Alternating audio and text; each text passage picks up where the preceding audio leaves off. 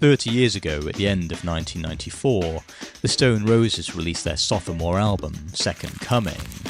When it came out, anticipation was high.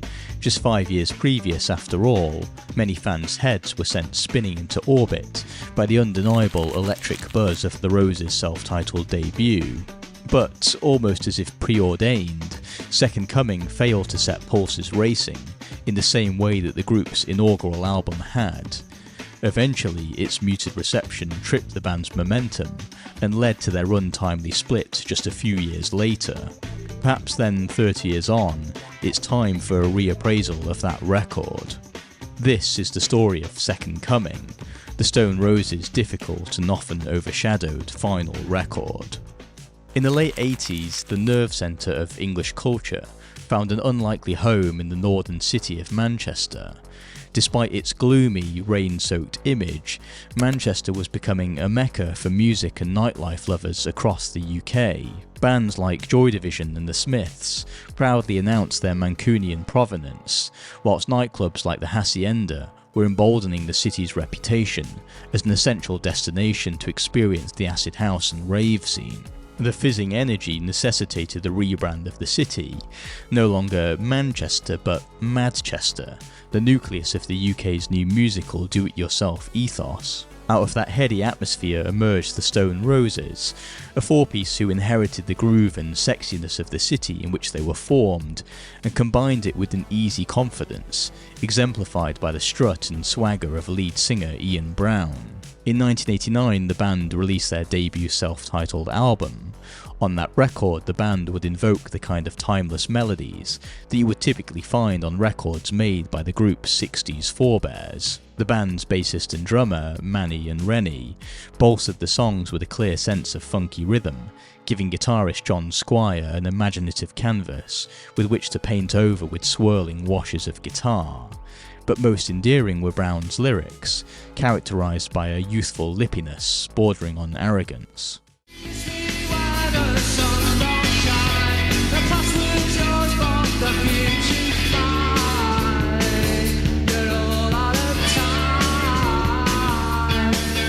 Upon releasing the record, the band quickly began to turn heads.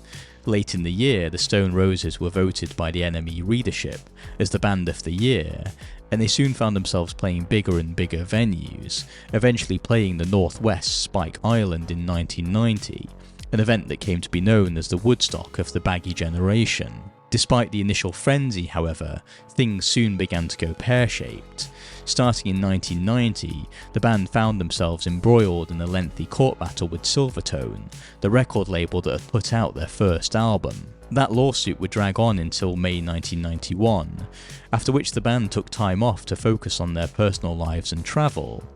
The band would then regroup in 1993 to begin work on their second album. However, the lull in the band's activity proved to be a kind of short circuit, which the group would find difficult to rewire. By the time the band members began work early in 1993 on their second album, it was clear that their time away from the group had changed them. For one, the money and success that their first album had given them took the band far away from their working class beginnings. As singer Ian Brown said, "There were rumours that we were fighting each other over money and splitting up, that we were drug addicts, but none of that was true. It just took a while for us to get back in the studio. We had all this money and we went on holidays, bought houses, and we gave some of it to our families." Money was a well-earned comfort for the band, but it meant that they perhaps approached songwriting differently for this record. On their debut, the band had a leery self-confidence. I mean, at the end of the album, Ian Brown says it all pretty plainly. He invokes the Messiah by calling himself the resurrection and the life.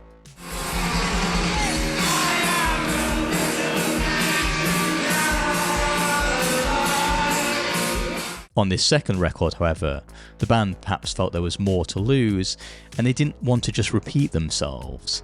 It meant the songwriting became more pressured, not least because of the storm and stresses the band had undergone as a result of their record label wrangling. For John Squire, who wrote most of the band's songs, the pressure meant doing away with the debut album's giddy, drug-fueled positivity and replacing it with a more serious-minded sonic palette, focused around the snarl of blues guitar that typified many songs on the album.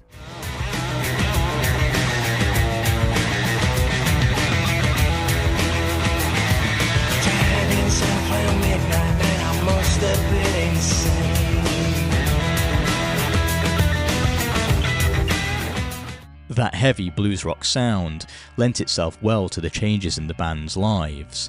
In the late 80s, the band was riding high as the life of the party, but the mid-90s were like the heavy morning after. The ecstasy was wearing off, the music was growing tedious, and the mood was darkening. The drugs were taking a toll too. Manny, the band's bassist, counted that 14 people he knew had died from heroin in 1 year. It was enough for him to turn his back on Manchester altogether. Kids I'd known since I was 7.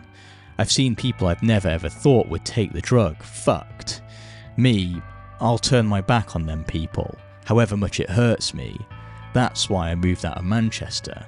I don't want to be near it. That sense of the world closing in on the band made its way into the songs too. On the track Begging You, Ian Brown seems to desperately plead over the manic squall of guitar, the busy collage of sound seeming to replicate the raucous pent-up aggression of a busy nightclub.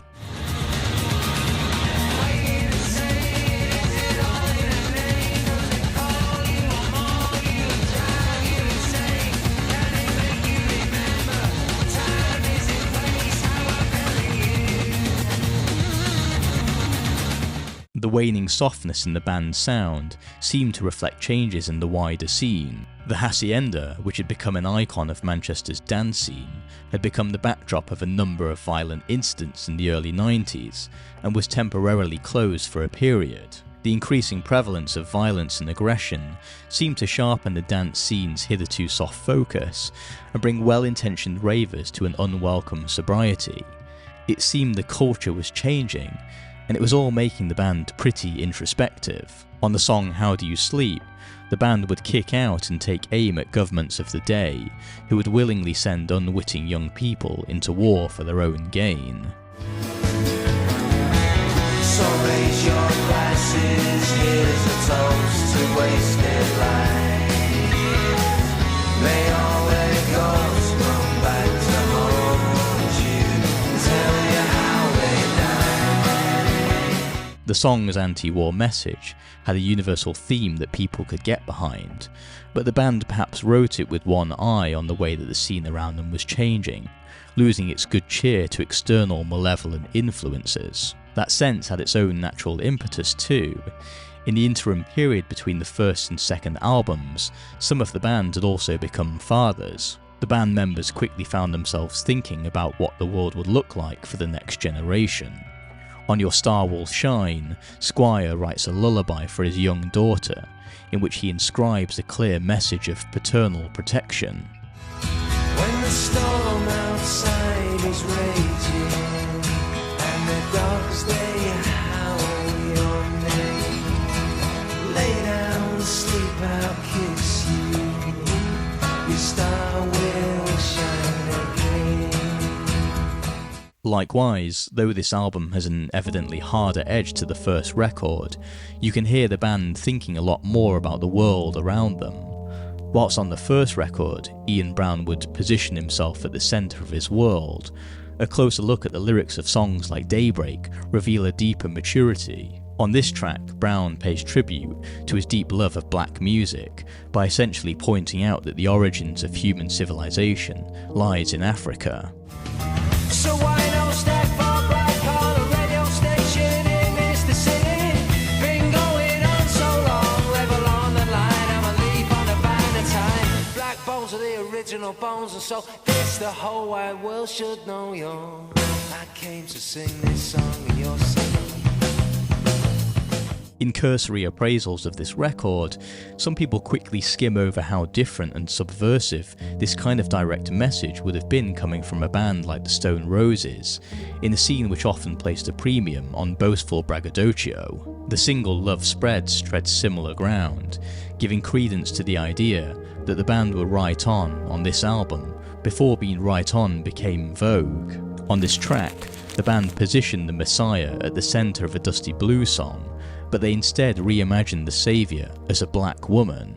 They put you in the picture, let me show you what I mean. The Messiah is my sister, ain't no king and she's my queen. I have a dream and see the light, don't put it out, 'cause she's alright, yeah, she's my sister. The song seems to be a hymn to the power of the woman, a theory further backed up by the fact that John Squire was at the time reading the 1988 book, The Women's History of the World by Rosalind Miles, which attempted to shine a light on the forgotten achievements of women throughout history. It's on songs like this that the band perhaps show just how modern they were. Though the songs don't have the same immediate ring and resonance as the hits from the first album, here is a band with an undeterred sense of writing songs that speak of an informed and original worldview. You just had to listen a number of times to the record to discern those lyrics from the hard blues sound that doesn't let up throughout the album. Perhaps it's that sound that fails to give a true impression of the depth and intellect of the band at this time, combined with the record's title, Second Coming, which inevitably dooms the record from the start, loading it with a sense of anticipation that was impossible to live up to. When Second Coming was released in December 1994, many people didn't know what to make of it. In the same way that the Stone Roses debut had married psychedelic pop with dance groove, so too this record melded a hard blues rock sound with a new maturity and worldliness that marked a different era in the band's sound. Still, it wasn't received with the same rapture that the band's debut enjoyed. Put simply, the Stone Roses was simply a different proposition by this point. It was, after all, 5 years later. The band members had evolved as people, and perhaps more importantly, so had the scene around them. It was 1994 now, and Britpop was in full swing. The Hacienda didn't close until the late 90s, but by 1994, its cultural relevance too was waning. The band had afforded Second Coming a long gestation period, but the byproduct of this was that by the time it was released, Time's arrow had simply marched on. The Stone Roses were no longer the biggest band in the country, they were just another band, quickly superseded by a fast-moving culture that didn't have time to wait for them to get their act together. That said, though Second Coming is not the long-awaited masterpiece many fans wanted it to be, it's still a fine sophomore effort. Perhaps more than anything, it just goes to show the ephemeral nature of success in music. Indeed, that was something the band seemed to prophesize on the record itself. Where did our sweet love go? Who stole away our time? Why do the stars above refuse to shine? Perhaps if the band had acted quicker, the stars would have shone brighter and longer for the Stone Roses. And who knows what could have happened if they did? That's a question that many fans of the Stone Roses will be pondering for even more years to come. If you enjoyed this video, perhaps you'll enjoy my dissection of the last standalone album, another gem of the period. You can check that out here. If not, maybe give this video a like and subscribe for more videos like this in the future from my channel. Drop a comment on what this album means to you and whether you think it matches the brilliance of the Stone Roses debut album. Thanks for watching and catch you in the next video.